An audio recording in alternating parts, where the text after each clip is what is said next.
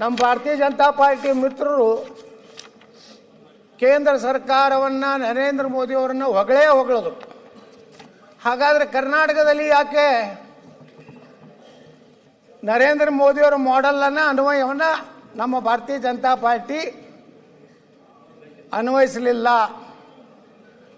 ಇಲ್ಲಿ ಸಾಕಷ್ಟು ಭ್ರಷ್ಟಾಚಾರ, ಸರಿಯಾದ ಆಡಳಿತ ಇಲ್ಲಾರ್ದಕ್ಕೆ ಬರೀ ನರೇಂದ್ರ ಮೋದಿಯವರು ಬರೀ ಕೇವಲ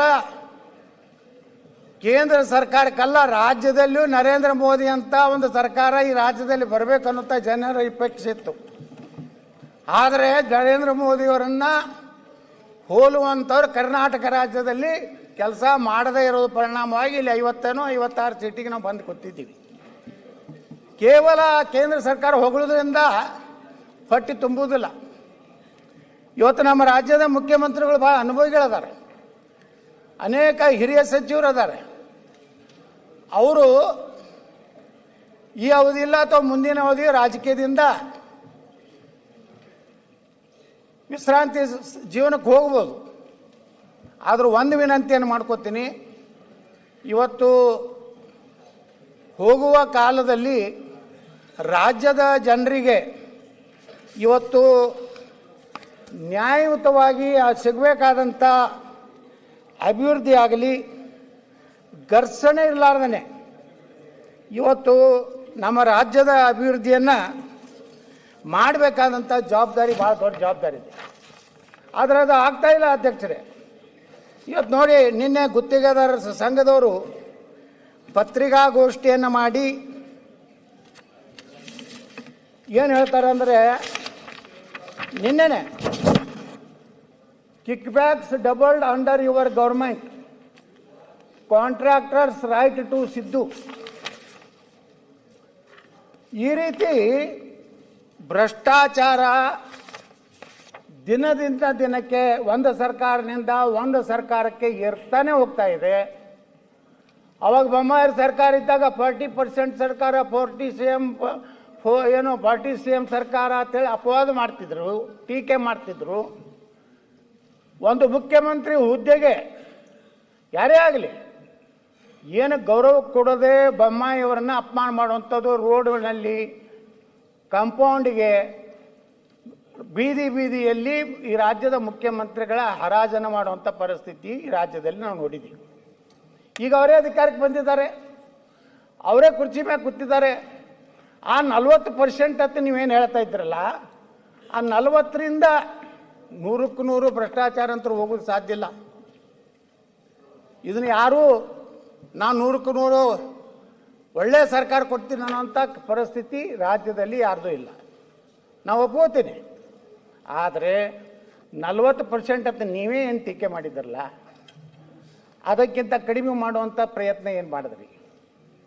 ಅವಾಗ ಯಾರೋ ಒಬ್ಬ ಕಾಂಟ್ರಾಕ್ಟ್ ಗುತ್ತಿಗೆದಾರ ದಿನಾಲೂ BJP ವಿರುದ್ಧ, ಅವಾಗ ಎಷ್ಟು ಅವ್ರ ಬಗ್ಗೆ ಕಳಕಳಿ. ಆ ಗುತ್ತಿಗೆದಾರ ಅಧ್ಯಕ್ಷ ಏನು ಕೆಂಪೇಗೌಡ ಏನೋ ಇದೆ ಅವ್ರ ಹೆಸರು, ಕೆಂಪಣ್ಣನವ್ರ ಬಗ್ಗೆ ನಮ್ಮ ಮುಖ್ಯಮಂತ್ರಿಗಳು, ಅಂದಿನ ವಿರೋಧ ಪಕ್ಷದ ನಾಯಕರು ಮತ್ತು ಕಾಂಗ್ರೆಸ್ ಅಧ್ಯಕ್ಷರು ಎಷ್ಟೋರಿಗೆ ಗೌರವ ಕೊಟ್ಟು ಕೆಂಪಣ್ಣ ಹೇಳಿದ್ದಾರೆ 40% ಇದೆ, ಈ ಭ್ರಷ್ಟ ಸರ್ಕಾರ, ಅಯೋಗ್ಯ ಸರ್ಕಾರ ಅಂತ ಹೇಳೋರು. ಇವತ್ತು ಅದೇ ಗುತ್ತಿಗೆದಾರ ಸಂಘ ಕೆಂಪಣ್ಣ ಸತ್ತ ಮೇಲೆ ಯಾರು ಬಂದವರು ಗೊತ್ತಿಲ್ಲ, ಮಂಜುನಾಥ್ ಅವರು ಹೇಳಿದ್ದನ್ನು ಸಹ ನೀವು ಒಪ್ಕೋಬೇಕಾಗ್ತದಲ್ಲ. ಎಂದು ಕೆಂಪಣ್ಣನ ನೀವು ಒಪ್ಕೊಂಡಿರಲ್ಲ, ಇವತ್ತು ಮಂಜುನಾಥರು ಭ್ರಷ್ಟಾಚಾರ ನಡೆದಿದ್ದು ಒಪ್ಕೋಬೇಕು. ಮುಖ್ಯಮಂತ್ರಿ ಕರೆದು ಮಾತಾಡಬೇಕು, ಏನಪ್ಪ ಎಲ್ಲೆಲ್ಲಿ ಈ ರೀತಿ ಕರಪ್ಷನ್ ನಡೆದಿದೆ. ಇವತ್ತು ನೋಡಿ ಅಧ್ಯಕ್ಷರೇ, ಏನು ಇವತ್ತು ಎಷ್ಟು ಇವತ್ತು ನಮ್ಮ ಗುತ್ತಿಗೆದಾರರ ಬಾಕಿ ಇದೆ ಅನ್ನೋಂಥದ್ದನ್ನು ಪೂರ್ತಿ ಇವತ್ತು ಮಾಹಿತಿ ಕೊಟ್ಟಿದ್ದಾರೆ. ಇವತ್ತು ಎಷ್ಟು